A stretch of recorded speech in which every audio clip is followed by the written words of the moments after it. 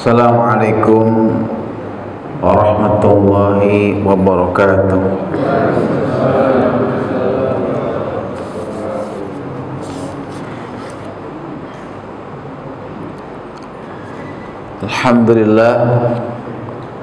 Alhamdulillahilladzi qaddara alaina bil jamaah wa akramana bit taqwa wal istiqamah.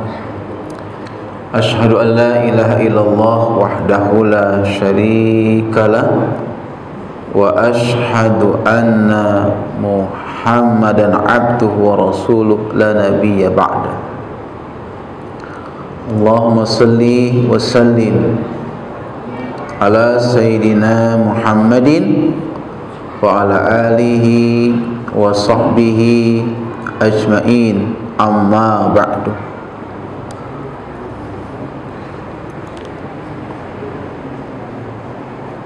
Rabbi shrah li sadri wa yassir li amri wahlul 'uqdatam min lisani yafqahu qawli. Allahumma anfa'na bima 'allamtana wa 'allimna ma yanfa'una wa zidna ilman nafi'a. Allahumma inna nas'aluka ilman nafi'a wa rizqan wasi'a wa amalan mutaqabbala bi rahmatika ya arhamar rahimin. Para hadirin, Bapak-bapak jamaah Masjid Al-Hidayah rahimakumullah, kita wajib bersyukur kepada Allah Subhanahu wa taala yang telah menyehatkan tubuh kita dan menjaga iman kita. Allah jugalah yang telah menumbuhkan di hati ini, di hati kita, rasa cinta akan syariahnya, cinta akan agamanya, cinta rumahnya, sehingga kecintaan itu membuat kita ringan untuk hadir di masjid yang mulia ini. Mudah-mudahan ibadah kita ini diterima oleh Allah Subhanahu wa taala. Amin ya rabbal alamin. Jamaah semuliakan, kajian kita masih membahas kitab At-Tazkirah. Kita sudah membahas panjang tentang masalah kematian, masalah alam kubur, siksa kubur, tentang husnul khatimah, su'ul khatimah udah kita bahas. Sekarang kita masuk kepada tema setelah alam kubur itu manusia nanti akan dikumpulkan di padang mahsyar untuk mengalami yang namanya perhitungan atau yaumul hisab. Jadi hari ini kita akan bahas tentang bagaimana kondisi manusia saat nanti dihisab di hari kiamat. Jemaah semuliakan, dalam Al-Quran Allah Subhanahu wa ta'ala berfirman, فَأَمَّا مَنْ أُوتِيَ كِتَابَهُ بِيَمِينِهِ فَسَوْفَ يُحَاسَبُ حِسَابًا يَسِيرًا. Ini tentang hisab dalilnya di Quran itu surat Al-Insyiqaq. Fa'amma man utiya kitabahu biyaminih, maka barang siapa yang menerima buku amalannya biyamini, dari sisi kanannya, maka dia akan dihisab dengan hisab yang mudah, hisab yang ringan. Wa yanqalibu ila ahlihi masrura, dan dia akan kembali, akan dipertemukan kepada keluarganya yang sama-sama beriman, sama-sama beramal soleh di surga dalam keadaan riang gembira. Amma man utiya kitabahu wara'a zahri fasawfa yad'u subura wa yasla sa'ira. Adapun orang-orang yang Di waktu itu, ya, di padang mahsyar itu, mereka diberikan buku amalannya dari sisi kirinya atau dari arah belakangnya, maka ya dia akan teriak, sungguh celaka gitu. Celaka saya gitu. Wa yasla sa'ira, dan dia akan memasuki neraka yang menyala-nyala, neraka yang sangat panas. Ya, semuliakan. Kemudian berapa lama manusia itu dihisab, ya. Dalam keterangan yang Nabi jelaskan dalam sebuah hadis bahwasanya hisab ini panjang lamanya tergantung banyak dikit dosanya. Semakin banyak dosanya, makin lama hisabnya, ya. Semakin dikit dosanya, maka makin ringan, makin cepat hisabnya. Begitu juga semakin banyak, ya, amanah-amanah yang dibebankan, amanah-amanah itu berupa jabatan misalkan, amanah harta, bendahara dalam macam, ya, maka makin panjang, ya, hisabnya. Maka kalau kita diberikan satu amanah, ya,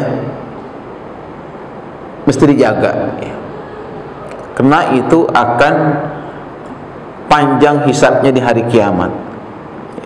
Apalagi sebagai pemimpin, ya kan, pemimpin baik itu, ya, sebagai kepala rumah tangga, ya, pemimpin di lingkungan, di perusahaan, ya, apalagi yang jadi kepala daerah, ini panjang hisabnya jemaah sekalian. Kalau dia tidak amanah, ya, kullukum ra'in wa kullukum mas'ulun an ra'iyatihi.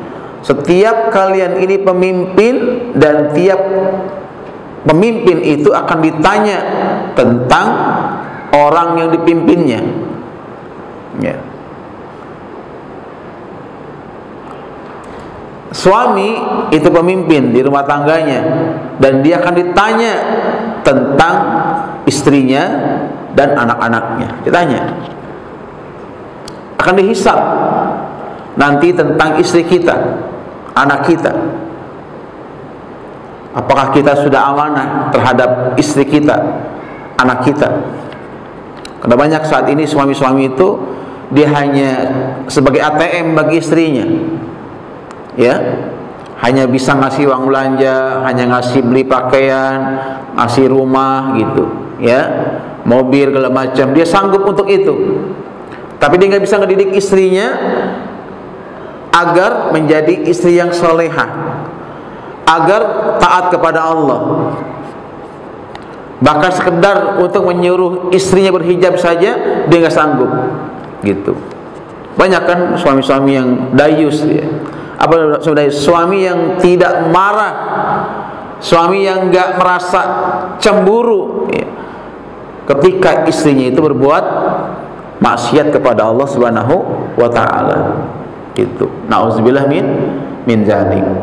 Banyak hari ini ayah-ayah yang dayus, ya, ayah-ayah yang masa bodoh, ya, dengan pendidikan anak-anaknya, agama anak-anaknya. Mau anaknya itu pakai hijab, mau enggak, masa bodoh.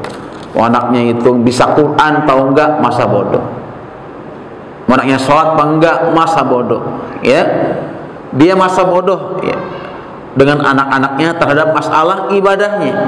Hanya dia sebagai ayah hanya bisa ngasih makan, tempat tinggal yang layak, tapi tentang masalah akhlaknya, akhiratnya enggak pernah terpikirkan. Nah, ini masalahnya mas sekalian, panjang nanti hisabnya di hari kiamat.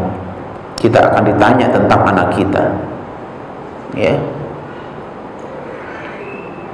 Maka, ya, kalau pengen hisab kita itu, ya, nggak panjang, nggak berat, ya, sebisa-bisanya mulai hari ini kita tinggalkan, kurangi perbuatan dosa, maksiat. Ada dua keadaan ya mas sekalian. dua keadaan di mana orang harus stop dari maksiat. Pertama nih ya, ketika orang itu sudah meninggal ayah atau ibunya, stop maksiat. Kalau kita punya bapak, punya ibu, udah meninggal, udah stop maksiat. Kenapa? Karena kata Nabi, janganlah kamu menyakiti orang yang sudah meninggal di antara kamu dengan maksiat yang kamu lakukan. Gitu. Tidak ada yang paling diharapkan oleh ayah ibu kita yang sudah meninggal dunia kecuali doa dari anak-anaknya. Dan doa kita, anak-anaknya, nggak akan sampai kepada mereka, orang tua kita, kalau kita berbuat maksiat. Doa-doa itu menjadi terhijab, terhalang, nggak sampai kepada mereka karena tertutup dengan dosa-dosa kita. Tuh ya, ini pertama. Jadi kalau kita udah nggak punya orang tua ya, ada sini jemaah yang udah nggak punya orang tua, ada nggak? Ada sini yang lengkap orang tuanya? Amijan lengkap orang tuanya? Yatim piatu, masya Allah. Ya Allah, ini perlu dikasihani ini ya. Pak Hilman, masih ada orang tuanya? Masih ada? Jadi kalau kita nggak punya orang tua, udah meninggal dua-duanya, stop maksiat. Karena kalau kita maksiat, kita udah nyakitin mereka. Karena yang kita lakukan itu dilaporkan oleh malaikat. Di malaikat itu ngelaporin tuh perbuatan anak-anak yang masih hidup kepada orang tuanya udah mati. Dilaporin tuh, nih perbuatan anak-anakmu. Kalau dilihat laporannya itu anaknya lagi ngaji kayak gini nih ya, lagi berjamaah di masjid, lagi baca Quran, lagi sedekah, orang tuanya bahagia banget tuh. Ya. Tapi kalau laporan dari malaikat, nih kelakuan anak-anakmu nih, lagi judi online, lagi mabuk janda, ya, lagi zina, lagi ngedugem, lagi mabuk, malah itu dilaporkan tuh, nih kelakuan anakmu nih yang masih hidup, dia sedih Pak, ya, sedih. Makanya kata Nabi, jangan kamu sakiti orang yang sudah meninggal di antara kamu dengan dosa, dengan maksiat yang kamu lakukan. Karena nggak ada yang diharapkan oleh mereka melainkan doa-doa kita. Dan doa kita itu menjadi terhijab, terhalang, nggak sampai kena dosa yang kita kerjakan. Kondisi kedua jemaah sekalian, kondisi kedua kita udah mesti stop maksiat ketika kita punya anak jemaah sekalian. Kenapa? Karena dosa ayah berdampak ke anaknya, dosa orang tua, dosa ibu itu berdampak ke anak. Ya, penyakit fisik aja, penyakit badan itu bisa nurun ke anak. Ada penyakit tertentu yang kalau bapaknya sakit, tahu anaknya juga ikut nurun sakit. Sakit tahu misalnya diabetes, apa ya? Bapaknya diabetes, anaknya ntar diabetes. Ada kayak gitu. Itu penyakit fisik ya mas sekalian. Penyakit fisik aja bisa ya berdampak ke anak. Begitu juga dosa yang dikerjakan oleh ayah itu berdampak kepada anak. Gitu. Jadi kalau ada anak yang durhaka, bisa jadi bapaknya itu mendurhakai anaknya. Gitu. Jadi jangan sampai kita menyalahkan anak kita kalau anak kita durhaka. Kita mesti introspeksi diri, barangkali kita sudah mendurhakai mereka, gitu. Karena banyak hari ini ayah-ayah yang durhaka kepada anaknya. Misal ayah maksiat di depan anaknya, ayah berantem, ya, ribut, ya, sama istrinya. Suami ribut sama istri depan anaknya, itu maksiat. Ada nggak Pak orang yang kayak gitu? Berantem depan anak, ada nggak? Ada. Bahkan sempat viral tuh ya, seorang suami itu mukulin istrinya di tempat tidur samping anaknya. Begitu. Bayangin coba.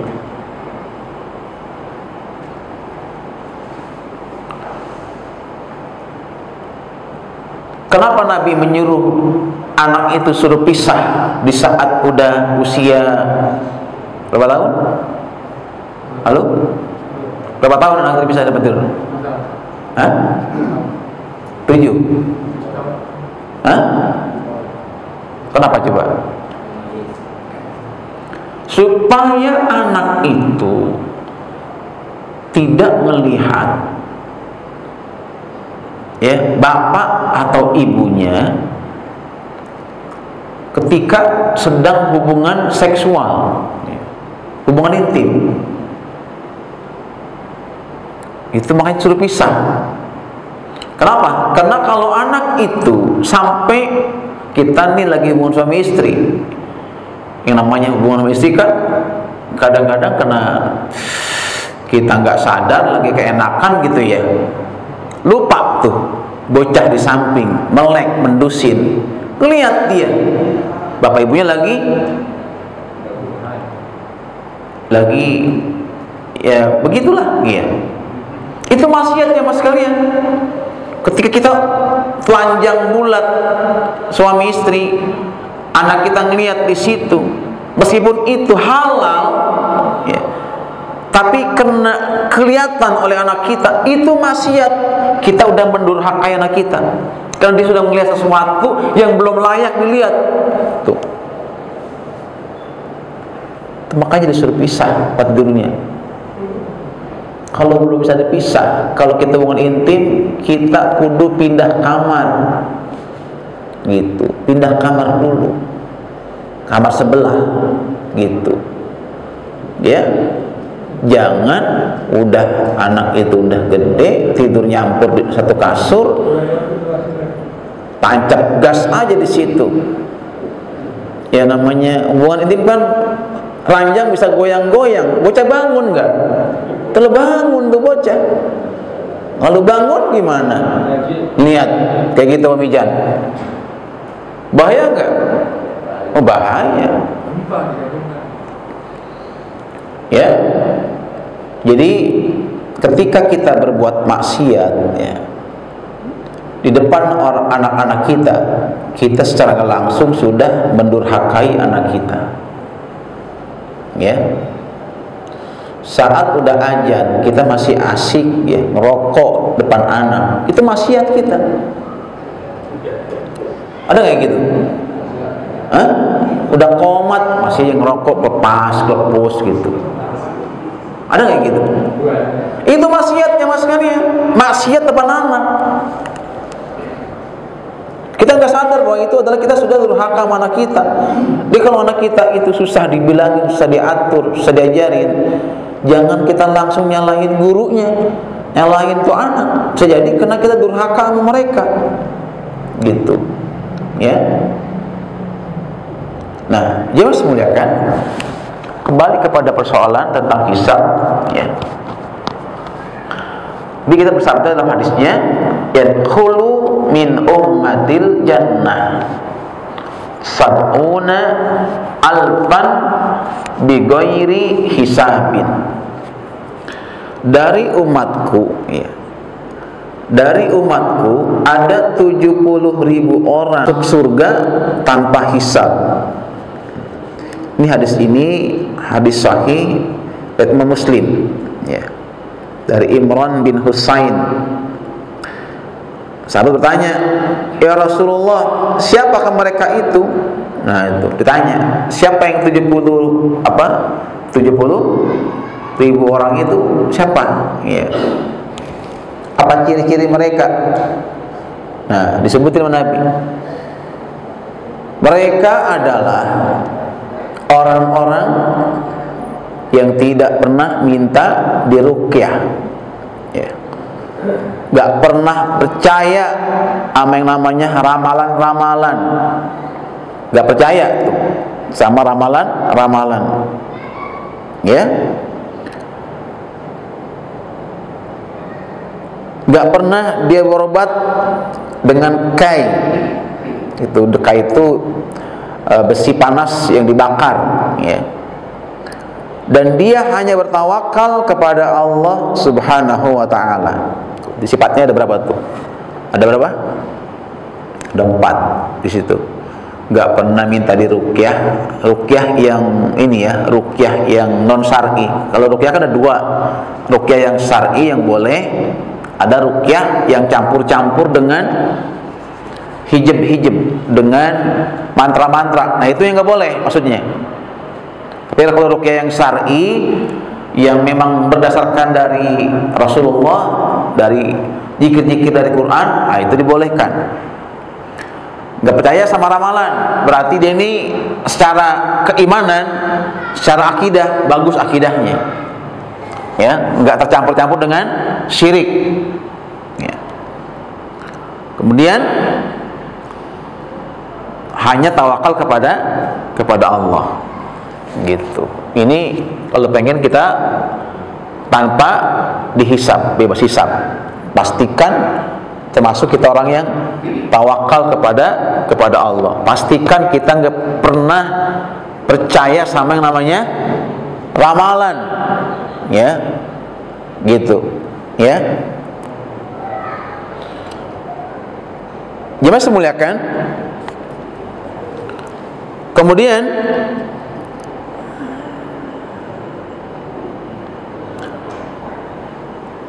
dalam hadis yang lain dari Hakim sudah bersabda, sungguhnya Allah telah memberiku 70.000 orang yang masuk surga tanpa hisab.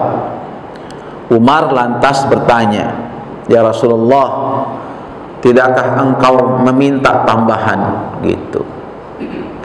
Kok 70.000 orang, sedangkan umat Islam saat ini di dunia kurang lebih 1,7 miliar.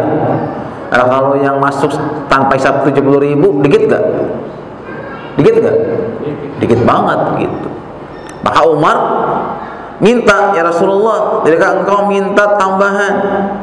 Dia menjawab, aku telah minta tambahan kepada Allah, maka dia memberiku masing-masing dari 70.000 orang itu disertai 70.000 yang lainnya. Berapa itu berarti? Ayo. Halo? Hah? Kan kata Nabi ini tambahan tuh Umar. Maka Nabi bilang, ya, aku telah minta tambahan kepada Allah, maka dia memberiku masing-masing dari 70.000 orang itu disertai 70.000 orang lainnya. Tuh, Masya Allah tuh ya. Nah, mudah-mudahan ya kita termasuk dalamnya. Amin ya Rabbal Alamin. Maka kita berusaha untuk ya memantaskan diri, gitu, ya, memantaskan diri.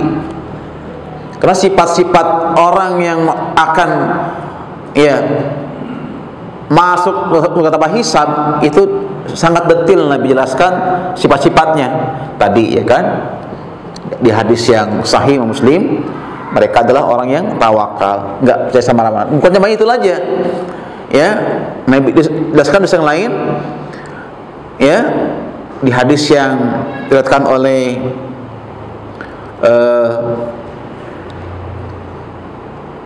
Abu Nuaim, ya, dari Ali bin Abi Thalib. Mereka adalah orang-orang yang penyantun, yang penyabar, rendah hati, orang yang lapang dada, pemberi maaf, dan tetangganya Allah. Tetangganya Allah gimana maksudnya? Ada yang tahu tetangganya Allah? Ada kekasihnya Allah, singanya Allah, yaitu Hamzah. Pedangnya Allah, namanya siapa? Khalid bin Walid, ya kan? Ada keluarganya Allah, siapa? Penghafal Quran, ya kan? Ini tetangganya Allah, siapa? Yang tahu? Tetangganya Allah di sini yakni mereka orang yang saling berkunjung, bergaul serta bertukar pikiran karena Allah. Tuh. Ya, sering bersilaturahim, saling berkunjung, tukar pikiran semata-mata karena itu adalah tetangganya Allah. Ya. DPR. Hah? Ini karena Allah ya. DPR kan bukan karena Allah, karena duit, ya kan? Digaji kan? Gitu. Jadi kalau dia nih sering waktu di dunia itu sering bersilaturahim, saling berkunjung sama saudaranya semata-mata karena Allah, tukar pikiran karena Allah, itu tangganya Allah, dan dia berhak termasuk orang yang akan masuk surga tanpa hisab. Bahkan ada mereka itu diharamkan dari neraka, kata Nabi, khurrima 'alan nari, diharamkan orang itu dari neraka. Siapa? Kullu hayyinin layyinin sahlin qaribin. 4 tuh sifatnya. Dia bebas dari api neraka, masuk surganya tanpa hisab. Siapa? Hayyinin. Apa itu hayyinin? Orang yang rendah hati, gak sombong, gak suka remehin orang, itu hayyinin. Kan maaf ya, kadang-kadang ada tuh orang kena sudah tenar, udah top, udah kaya, suka ngeremehin orang, ceramah, ngina orang. Ya, ada nggak kayak gitu? Ya, ceramah, goblok-goblokin orang. Ya, ini ya bukan hayyin kalau kayak gitu. Nabi ketika berdakwah nggak pernah dia itu menghina ya orang-orang yang ada di sekitarnya. Nabi malah memuliakan para sahabat-sahabat, meskipun dia itu budak hitam, meskipun dia itu miskin melarat, nggak pernah Nabi menghina. Dakwah itu kan mengajak, bukan mengejek, memotivasi, bukannya mencaci, ya kan? Gitu.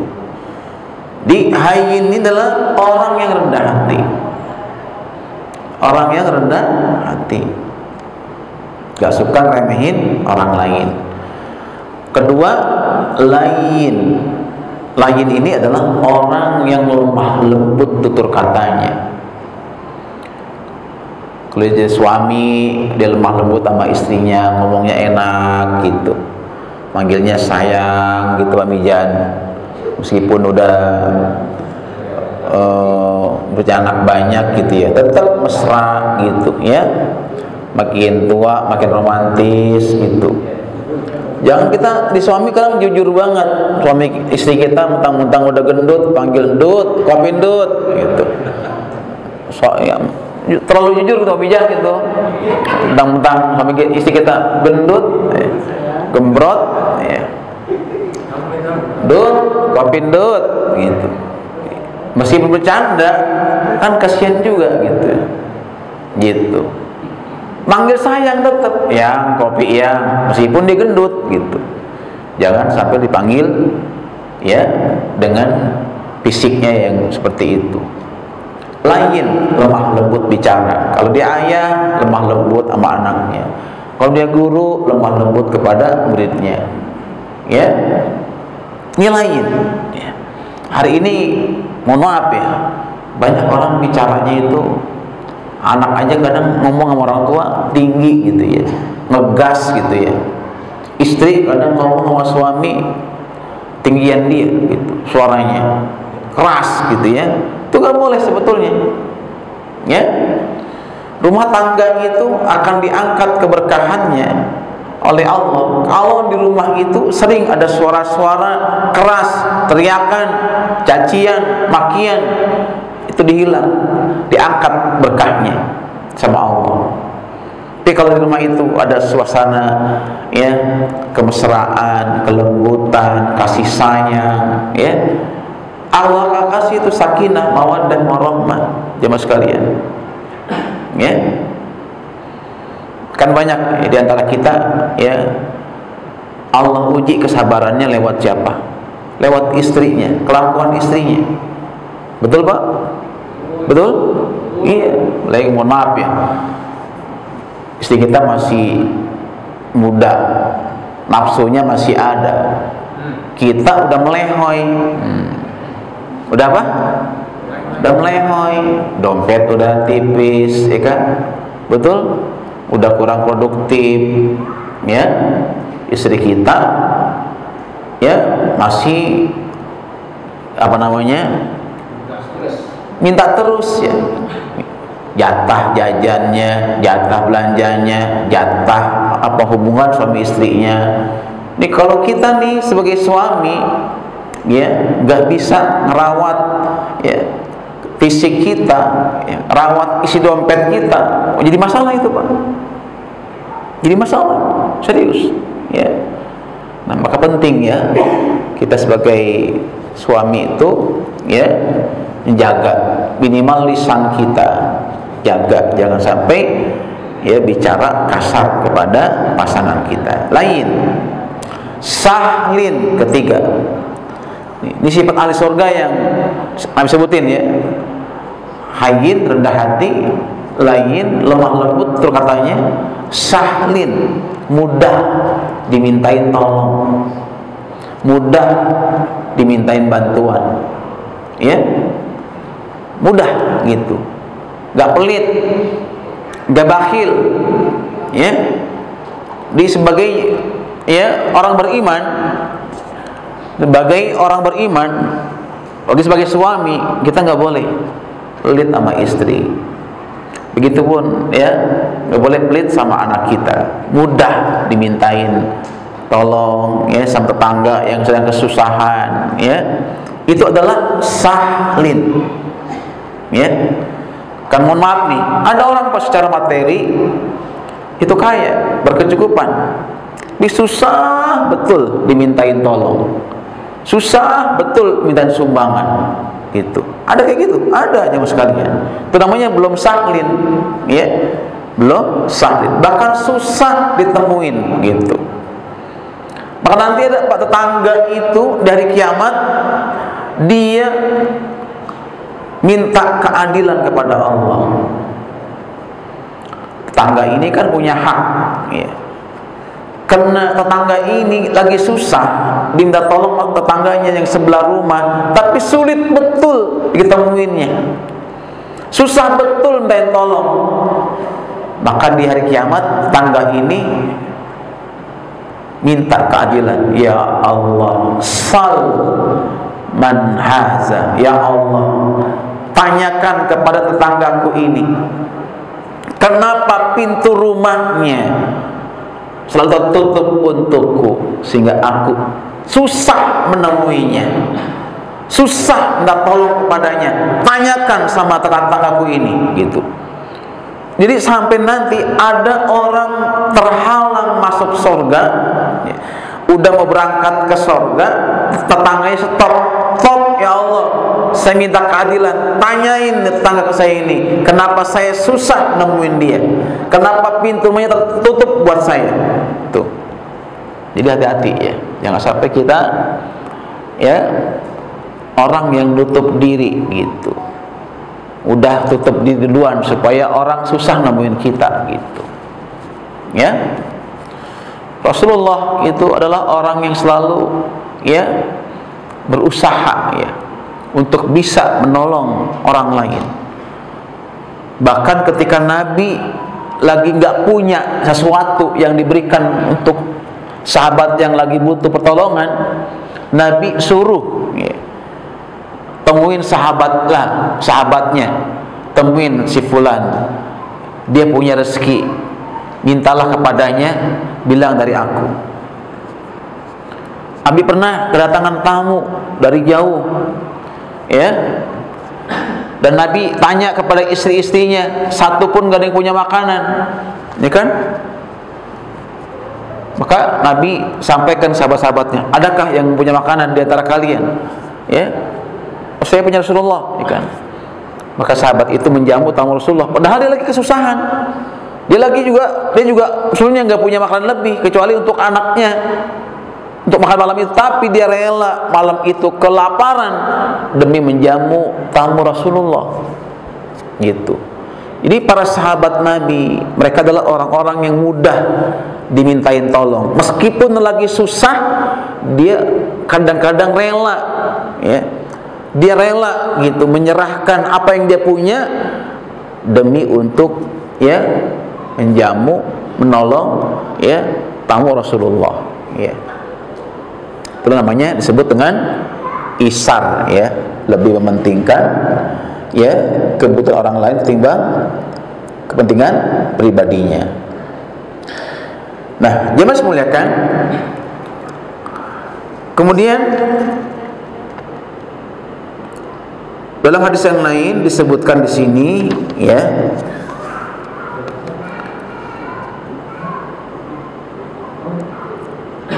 dari Abu Juhairah, dari Abu Hurairah, Nabi bersabda, ada 3 golongan yang masuk surga tanpa hisab, ya. Yaitu pertama, hamlatul Quran. Apa itu hamlatul Quran? Yaitu orang yang cinta dengan Quran, ya. Cinta dengan Quran itu bukan hanya menghafal, ya mas kalian, tapi ketika dia mau berusaha mendukung program-program, ya, di mana orang menghafal Quran. Kalau dia misalkan nggak bisa menghafal Quran, ada pesantren menghafal Quran, dia dukung, dia bantu, ya. Itu namanya hamlatul Quran, orang yang cinta dengan Quran. Para penghafal Quran, para pengamal Quran, para pengajar Quran, itu namanya hamlatul Quran, ya. Nah, kita bersyukur nih jemaah sekalian, hari ini di Indonesia udah mulai menjamur tuh rumah tahfiz, ya kan? Betul, rumah Quran. Bersyukur jemaah sekalian, ya, artinya kesadaran umat Islam di Indonesia udah mulai muncul. Bahkan sekarang banyak nih orang tua yang memasukkan anak-anaknya di pesantren tahfiz Quran. Ini bersyukur, ya. Bersyukur banget sekarang kita dimudahkan. Ada yang berbayar, ada yang gratis, banyak yang gratis, ya kan? Jika kita nggak, secara ekonomi kita nggak mampu, masukkan anak kita di pesantren tahfiz Quran yang gratis. Itu banyak, ya. Banyak, ya. Bahkan sampai mereka kuliah itu ada, ya, sambil ngapal Quran, sambil kuliah, dan gratis ya mas sekalian. Nah, orang-orang yang fokus di situ, ya, namanya hamlatul Quran. Contoh seperti tadi Hidayat, ya, beliau bikin pesantren untuk menghafal Quran. Pesantrennya elit ya mas sekalian, dan itu gratis, nggak berbayar, ya. Nanti para alumninya itu dikuliahkan ke luar negeri. Ada yang ke Tunisia, ada yang ke Al-Azhar Mesir, ada yang ke Maroko, ya kan, ada yang ke Turki, dan itu semua gratis. Subhanallah itu, ya. Luar biasa perjuangan beliau itu, ya. Ya. Konsentrasi di situ, ya, membumikan Quran agar Quran itu, ya, dihafal oleh banyak orang, ya. Itu namanya hamlatul Quran, ya. Maka, ya, mari sama-sama nih, ya, kalau kita masih punya kesempatan, ada rezeki, ya kan, yang kita punya, gunakan itu, ya, untuk para penghafal Quran, ya. Baik, karena sudah masuk waktu Isya, ya. Sampai di sini kajian kita. Mudah-mudahan Allah Subhanahu wa taala memudahkan kita untuk menjadi orang-orang yang nantinya masuk surga tanpa dihisab. Amin ya rabbal alamin. Kita tutup dengan baca doa. Subhanaka Allahumma wa bihamdika asyhadu an la ilaha illa anta astaghfiruka wa atubu ilaik. Assalamualaikum warahmatullahi wabarakatuh.